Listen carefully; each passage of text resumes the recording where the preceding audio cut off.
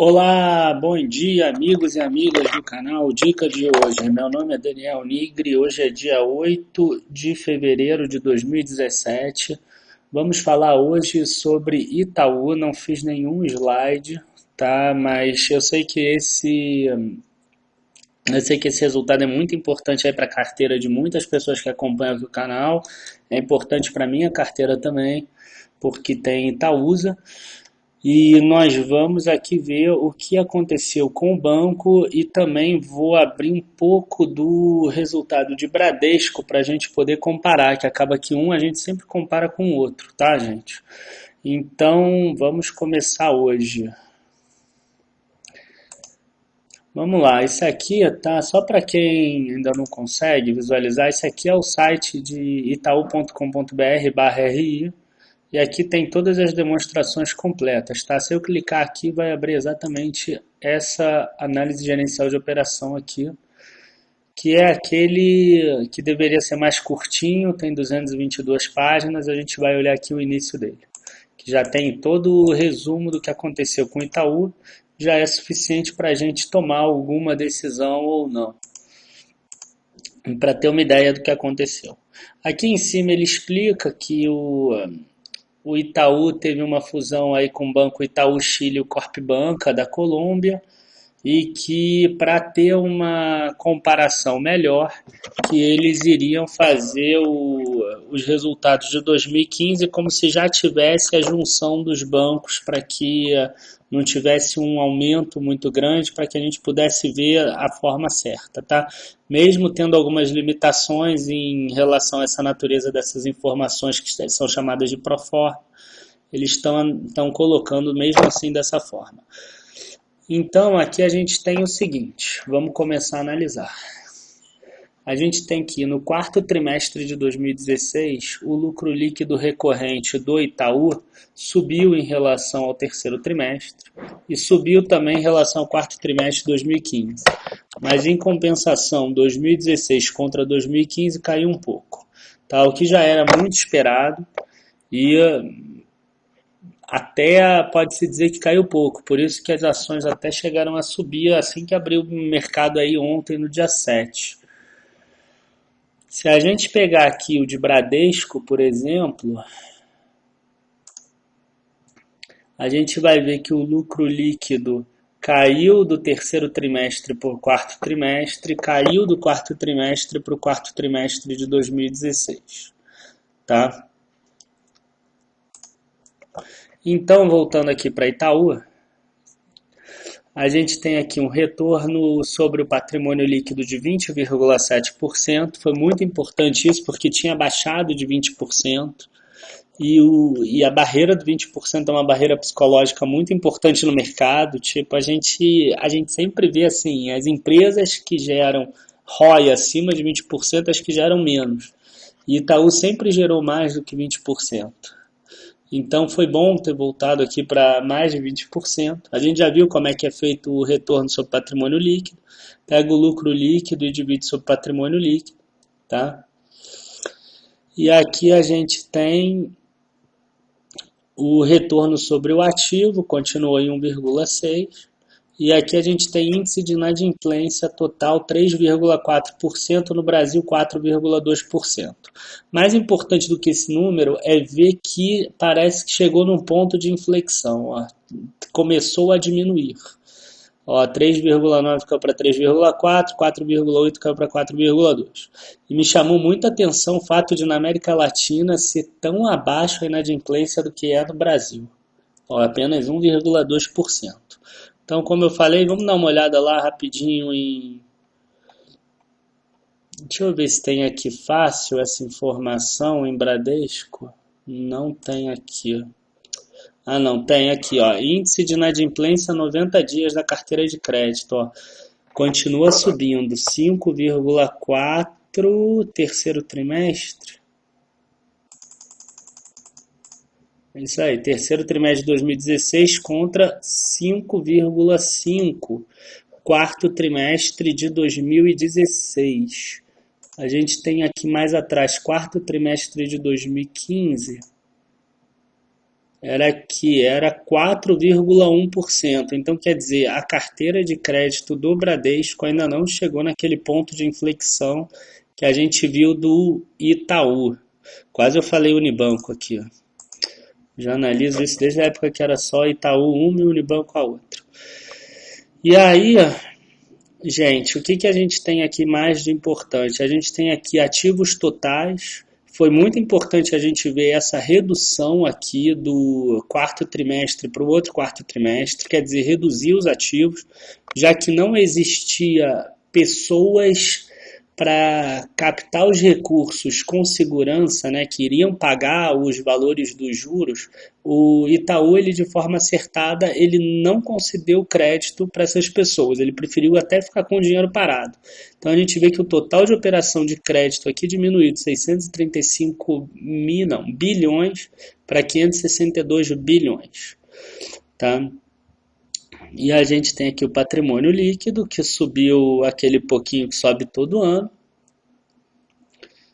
Enfim, foi um resultado que a gente vê que caiu um pouco em relação a 2015, como já se esperava, mas foi um resultado que o mercado viu como altamente positivo por causa dessa inflexão, principalmente. Parece que o fundo do poço para Itaú chegou no terceiro trimestre de 2016. O que a gente já viu que em Bradesco não acontece, não está assim, tá? Bradesco ainda precisa chegar nessa inflexão.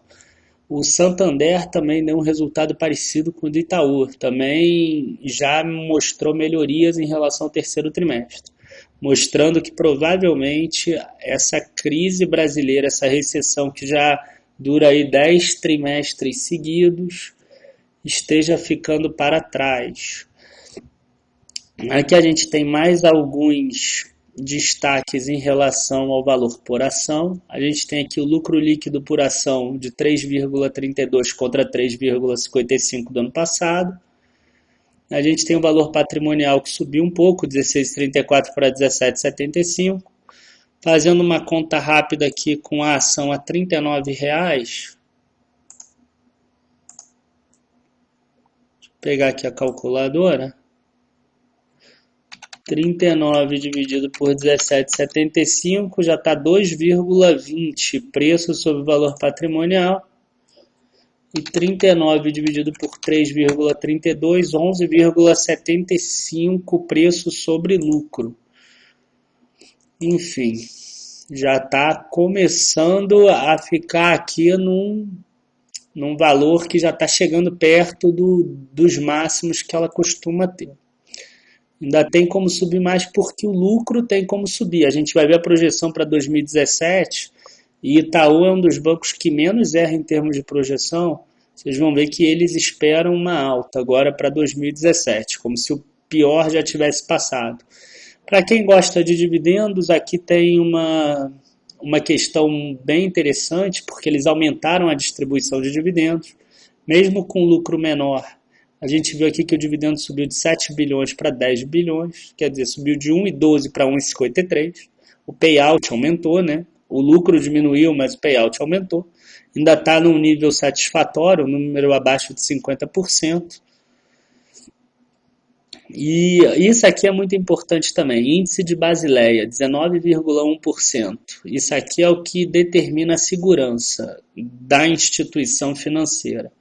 É o índice que mostra quanto que tem de patrimônio em relação ao patrimônio que seria exigido mínimo, mais ou menos isso, tá? Inclusive nem eu sei calcular muito bem o índice de Basileia, mas o importante não é saber calcular, é saber a importância dele.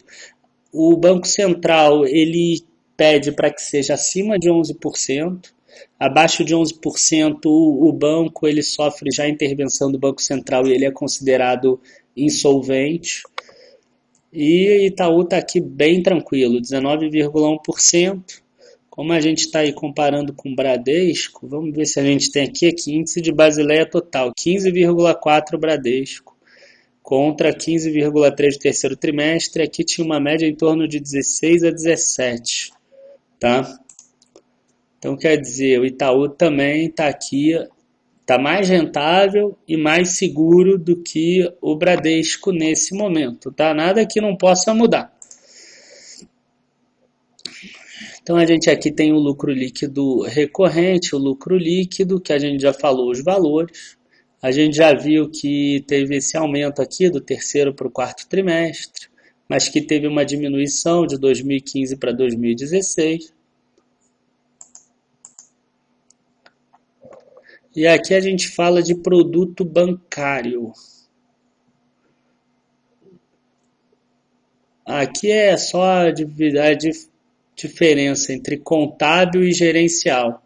É importante mostrar o seguinte aqui, tá? O banco ele tem várias formas de receita. A principal delas, tá, que seria o que eles chamam aqui de margem financeira, que é a intermediação financeira em si, é o ganho com juros, tá? E esse ganho com juros no quarto trimestre deu 16, quase 17 bilhões em relação aos 27 bilhões do, enfim, né, do total de receita do Banco Itaú. Então, quer dizer, um total aqui em torno de 60%. A gente ainda tem receita de prestação de serviço, 8 bilhões e 600, e esse 8 bilhões e 600, e é importante, eu sempre friso, tá, que a receita de prestação de serviço nos países desenvolvidos de primeiro mundo, elas às vezes elas são maiores até do que a receita de intermediação financeira, normalmente é meio a meio. E o Brasil, provavelmente com a queda dos juros, eles devem chegar num valor próximo a isso. Quer dizer, a receita de prestação de serviço e de tarifas bancárias vão sendo aumentadas aos poucos, enquanto que a receita de intermediação financeira vai sendo reduzida. E aqui a gente tem também receita de seguros e tudo. E, enfim, tem aqui as despesas de provisão de crédito de liquidação duvidosa, que é importante a gente ver também, e a gente vai ver isso mais para frente. Aqui tem uma conciliação entre os resultados, mas eu quero passar aqui mais para frente, para a gente não perder tempo nisso, porque aqui tem as variações. Então a gente tem aqui, ó, produto bancário, a gente vê que a intermediação financeira caiu 2,2 e 2,9 na base anual. Não, vamos pegar aqui, ó, 2,2 ano a ano. Na margem financeira gerencial, a gente tem aqui receita de prestação de serviço subiu 5,7%. Resultado de operação de seguros, menos 5,7%. Isso aqui é que é o principal. Crédito de liquidação duvidosa, que é aquela inadimplência ali, subiu 18%. Mas olha só que interessante aqui, ó, variação menos 7,8%, mostrando aquela inadimplência. E é daqui que eu imagino que vai sair um lucro muito alto de Itaú pro ano que vem, quer dizer, para esse ano, né, para 2017. Tá? Então vocês imaginam, se isso aqui começa a reduzir de novo, e a gente vai ver a projeção de Itaú, isso aqui pode gerar 5, 6, 7 bilhões a mais de lucro para agora, para 2017. Tá? O principal aqui é isso. A gente percebe como é que margem operacional 84, a gente aqui ainda tem outras despesas de 53 bilhões, que são as despesas administrativas, de vendas, tributárias, de comercialização. Aqui a gente tem alguns gráficos que às vezes são mais fáceis de observar. Então a gente vê que o lucro líquido, ele a partir do primeiro trimestre, ele voltou a subir.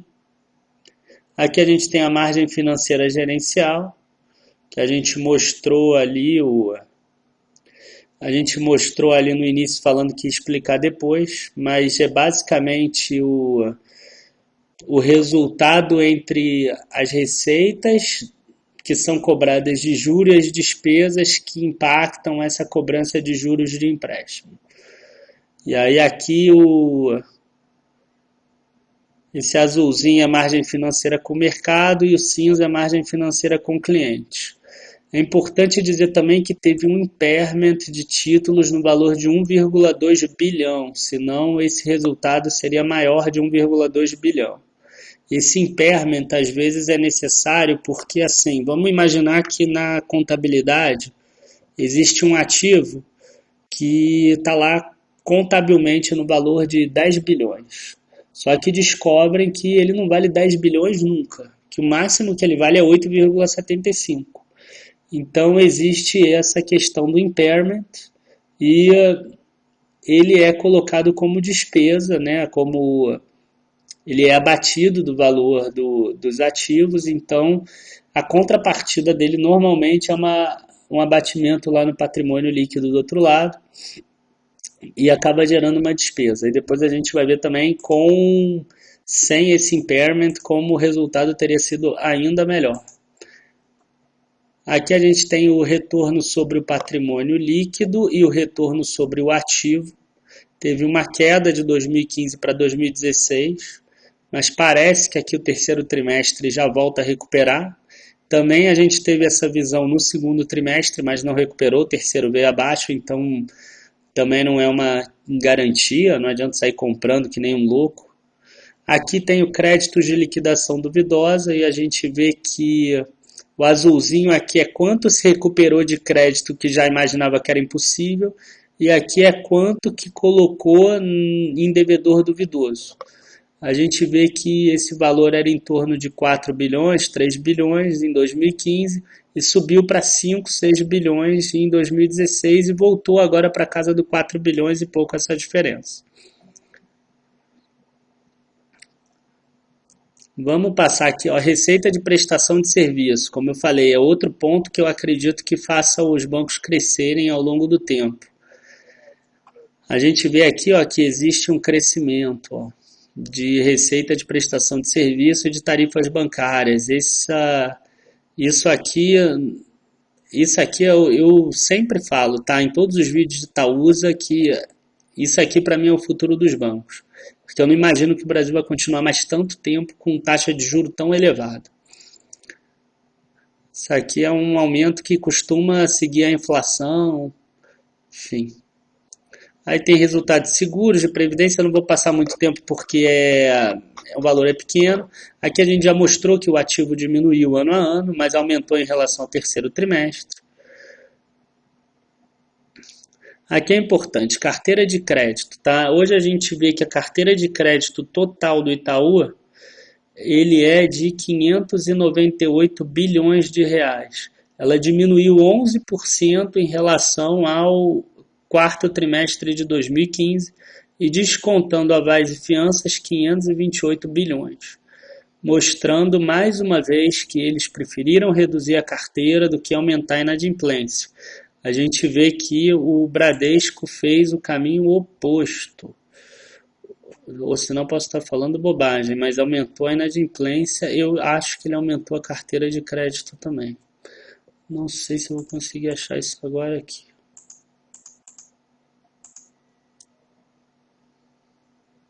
Enfim, depois eu tento procurar aqui.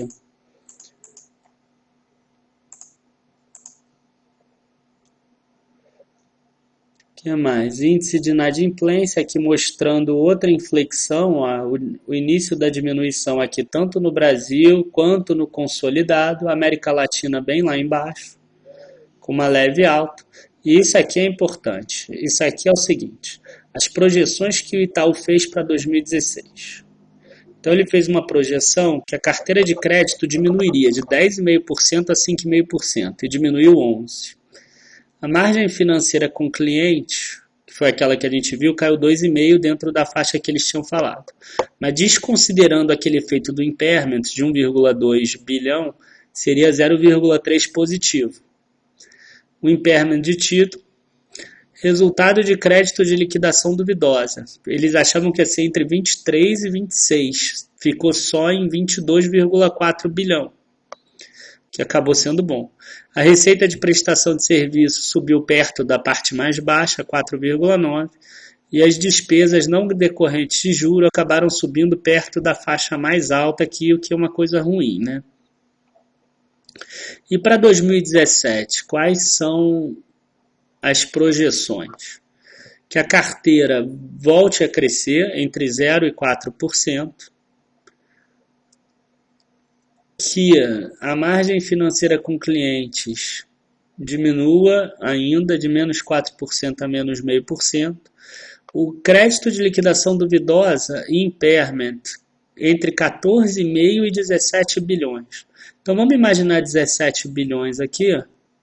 Se esse ano teve 22,4, tem 5 bilhões de lucro aqui possíveis em relação à projeção deles, que costuma acertar. E se ficar nessa banda aqui, a gente tem aí quase 8 bilhões de lucros.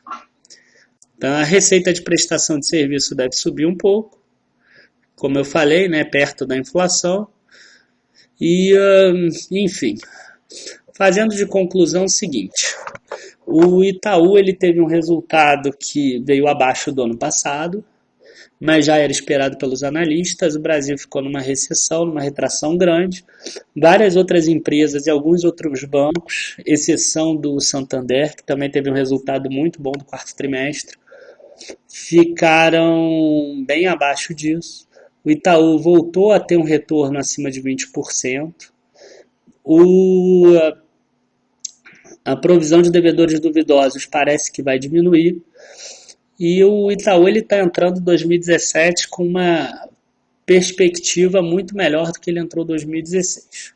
Em relação à Itaúsa, que Itaúsa, 95% do valor de mercado dela é Itaú, o que eu posso dizer é o seguinte, eu imagino que, obviamente, o resultado vai ser impactado por esse bom resultado de Itaú, mas a Duratex deve ter um resultado bem fraco, e a Ele Queiroz já falou que vai ter uma baixa contábil de 300 milhões. Então, deve impactar o resultado de Itaúsa, não deve vir tão bom quanto o de Itaú. Inclusive, eu acho que esse é um dos motivos que faz com que o desconto Itaúsa-Itaú esteja aumentando a cada mês e esteja num patamar que seja um dos mais altos, pelo menos, dos últimos 5, 6 anos. Queria agradecer aí a todos por estarem acompanhando mais uma vez o nosso canal. Pedir para que quem tivesse dúvida colocar aí embaixo nos comentários. Se inscrevam na página do Facebook também. E se inscrevam no... Eu fiz um Twitter também, mas eu não sei mexer muito bem no Twitter não. Mas é a mesma coisa, é @dica de hoje 7. Valeu, muito obrigado aí a todos. Abraços e bons negócios amanhã.